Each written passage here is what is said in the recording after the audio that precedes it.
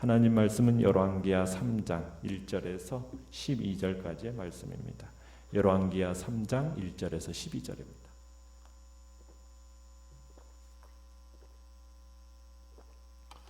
열왕기하 3장 1절에서 12절까지 우리 한 목소리로 같이 읽겠습니다. 시작.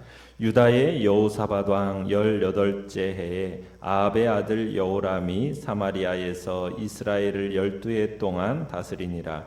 그가 여호와 보시기에 악을 행하였으나 그의 부모와 같이 하지는 아니하였으니 이는 그가 그의 아버지가 만든 바알의 주상을 없이 하였습니다.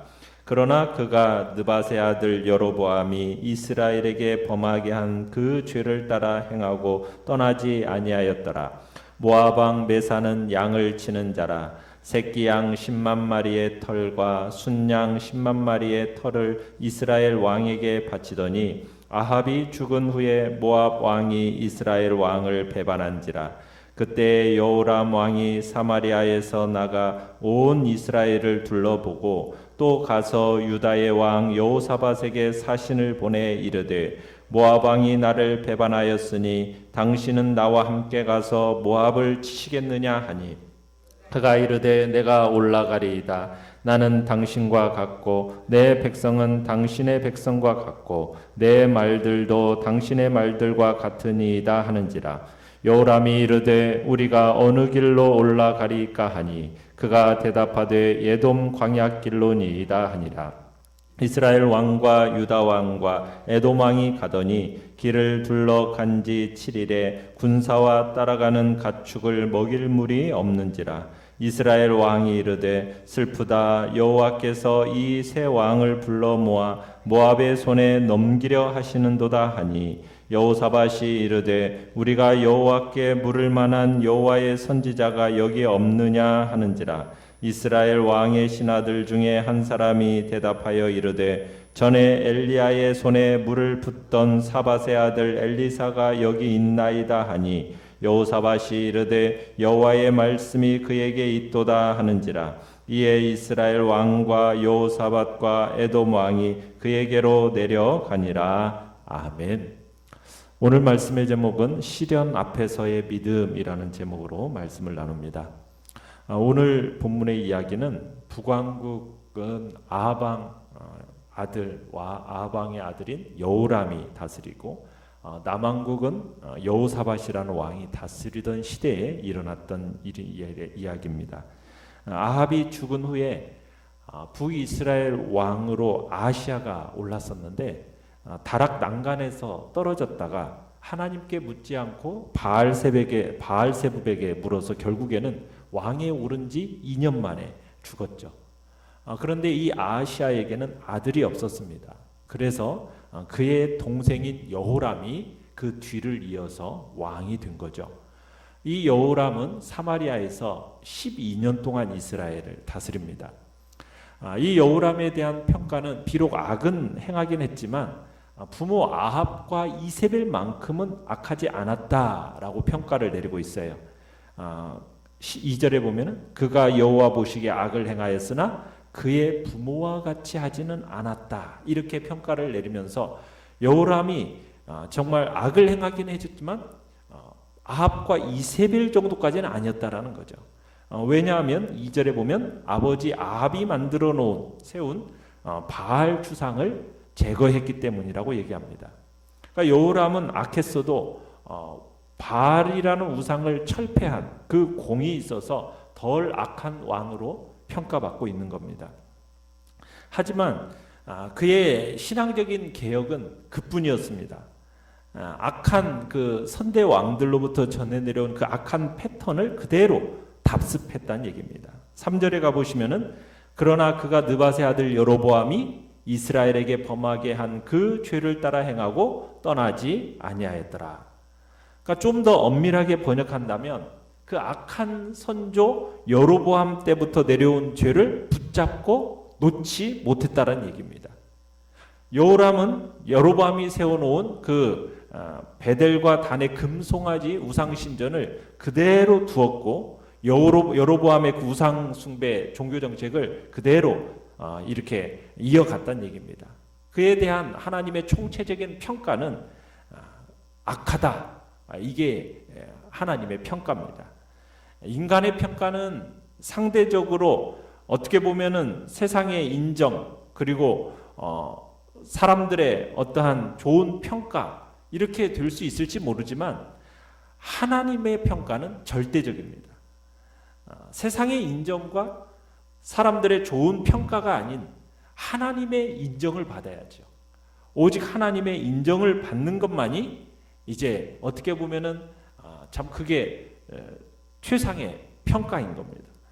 그래서 참 비록 여호람이 그렇게 비록 신앙적인 개혁을 조금 이루긴 했지만 이 오므리 왕조의 진노를 되돌리거나 또 아합의 아들대에 선포된 그 저주를 무마시키기에는 역부족이었다는 얘기입니다. 어쨌든 참으로 아합보다는 나아서 참으로 아시아는 2년밖에 통치 못했지만 그래도 그의 형보다는 오랜 기간인 12년을 통치하도록 하나님이 허락을 하셨습니다. 자, 내용 같은 문제 1번을 보시면 자, 이스라엘 왕 여호람과 유다 왕 여호사밧이 모압을 치려 한 까닭은 무엇입니까? 4절에 보시면은 다윗 시대 이후에 줄곧 이스라엘을 섬겨오던 모압이 해마다 새끼양 10만 마리의 털, 순양 10만 마리의 털을 조공으로 바쳐왔었어요. 그런데 이 모압 왕 메사가 아합이 죽은 틈을 타서 이스라엘의 국력이 약해진 듯하니까 곧바로 배신을 합니다. 하지만 아합의 뒤를 이은 아시아가 즉위한 지 2년 만에 병으로 죽으니까 이 모압의 배반에 대해서 조치를 취하지 못했어요. 그래서 아시아의 뒤를 이은 이 여호람이 바통을 이어받은 겁니다. 이스라엘은 이 모압의 반역을 그대로 지켜볼 수가 없었습니다. 왜냐하면 매년 암양 10만 마리의 털, 순양 10만 마리의 털을 조공으로 받아왔으니 이 조공이 멈추어지면 이 이스라엘의 경제적인 손실이 이만저만이 아니었기 때문입니다. 주변에 또 이스라엘의 국력이 약해졌다라는 인상을 심어주는 것도 어떻게 해서든 막아야 했기 때문에 이제 여호람은 왕위에 오르자마자 이 지금 모압 정벌의 계획을 세우게 된 거예요. 그래서 6절에 보시면 온 이스라엘에서 군대를 일으킵니다. 그리고는 군대를 일으켜서 이제 모압을 정벌해 나아가려고 하는데 그 가는 길에 유다의 여호사밧 왕에게 함께 싸우러 가자고 얘기를 합니다. 그러자 여호사밧도 기꺼이 군대를 일으켜서 여호람과 연합군을 형성해서 진군해 갑니다. 지금 여호사밧과 지금 여호람 사이는 지금 이스라엘과 혼인 동맹을 맺은 사이이기 때문에 이 모압 정벌 전쟁에 함께 참전하기로 결정을 한 거죠. 모압은 이스라엘뿐 아니라 유다에게도 또한 위험이 될 수 있는 존재였기 때문에 여호사밧은 어쨌든 좋은 기회라고 판단을 하고 이제 함께 가다가 9절에 가보시면은 에돔에 들러서 에돔 왕을 또 전쟁에 끌어들입니다. 이때 에돔은 유다에게 조공을 바치고 있었어요. 그래서 여호사밧은 에돔에게도 반역이라는 것이 이런 응징이 있을 거라는 어떤 경고성을 주기 위해서 꼭두각시로 세워놓은 이 에돔 왕과 더불어서 동맹군을 만들어 모압을 치기로 한 겁니다. 그래서 이 세 국가가 막강한 군대 연합군을 형성해서 이제 모압을 정벌하러 가게 됩니다. 그런데 이스라엘과 유다와 이 에돔의 연합군이 행군을 시작한 지 며칠 만에요. 9절에 보면 7일째 커다란 위기를 맞이하게 됩니다. 모압 방에 도착했을 즈음에 어떤 일이 일어났어요? 물이 없는 거예요. 물이 바닥이 난 겁니다. 사실 이것은 뜻밖의 상황이었습니다. 왜냐하면 연합군이 이동하는 이 길을 따라가 보면 도달한 곳이 계곡 부근이거든요. 그럼 이 계곡은 사시사철 물이 좀 충분히 흘러들은 곳이었어요. 그리고 여호사밧도 이런 점을 예견하고 물 걱정은 전혀 하지 않고 지금 이 길을 택한 겁니다. 그런데 전혀 예상치 못하게 물이 말라버려 있는 거예요.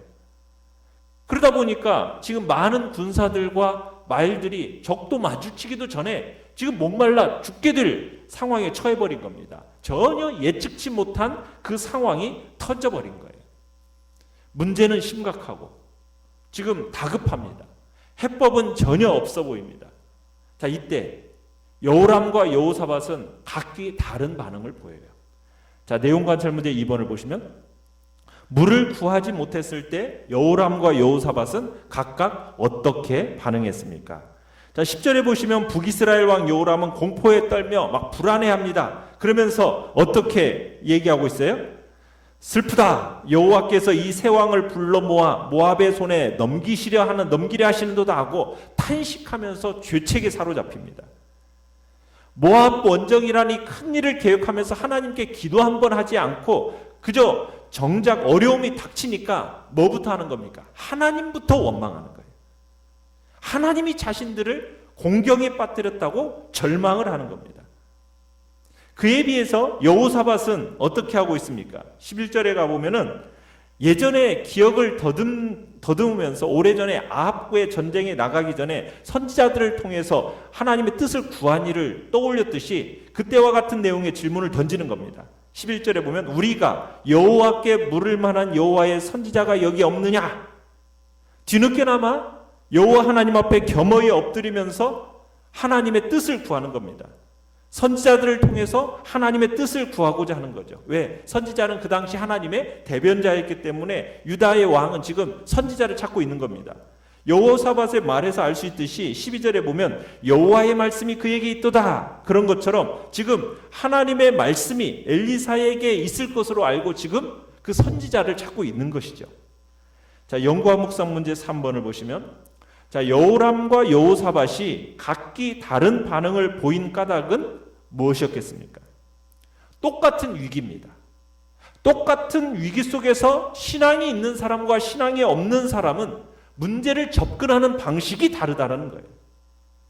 여호람 같은 사람은 일은 자기가 다 저질러 놓고 막상 위기에 처하면 누구를 원망하는 겁니까?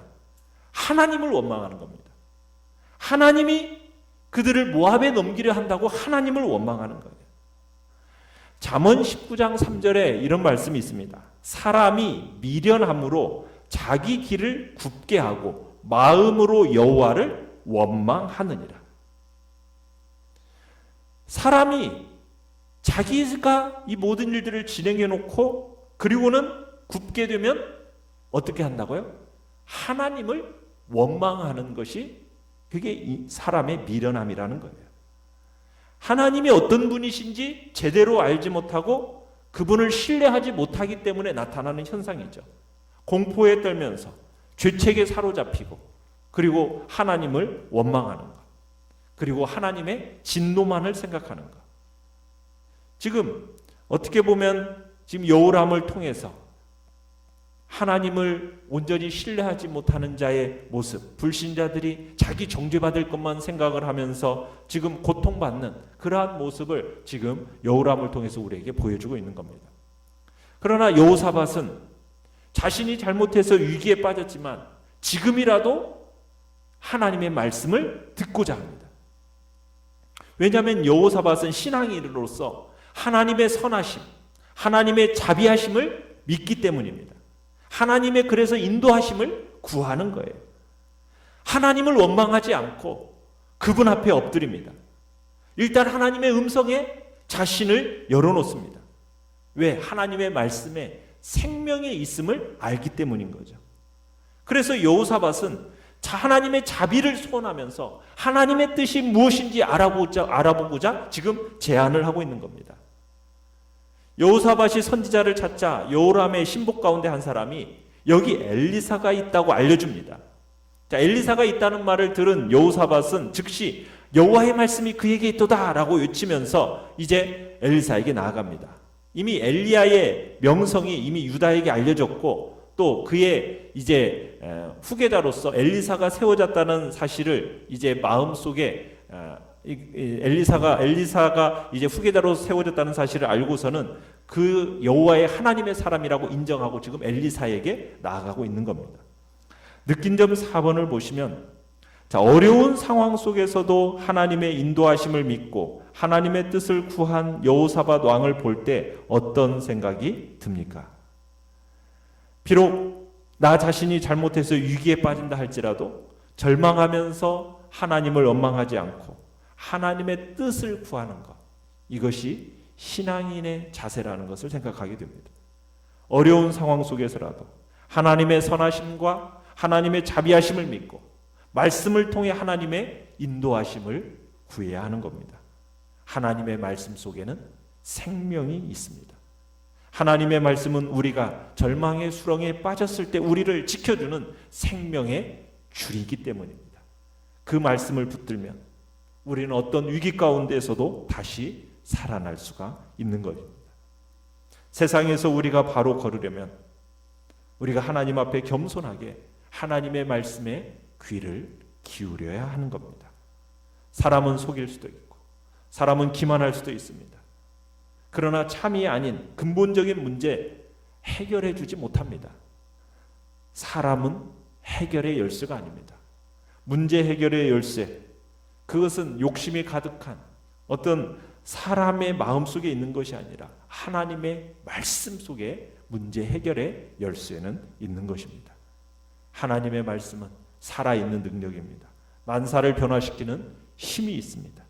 우리는 하나님께서 하시는 말씀을 들어야 하는 것입니다. 하나님의 말씀을 들음으로 우리의 영혼이 정말로 맑아짐으로 말미암아 온전하게 그 뜻을 분별함으로 하나님이 주시는 선한 그 문제들을 해결해 나가는 복된 자리에 우리 모두가 있기를 간절히 축원합니다. 결론과 적용 5번을 보시면 힘든 일이 생기면 나는 어떻게 반응합니까? 하나님께 모든 책임을 돌리며 부정적인 말을 마구 쏟아놓지 않습니까? 어떤 상황 속에서도 하나님이 나를 선한 길로 인도하심을 믿습니까? 오늘의 기도 같이 읽겠습니다. 시작. 메마른 곳에서 샘물나게 하시는 하나님, 절망을 소망으로 바꾸시는 하나님을 찬양합니다. 아멘.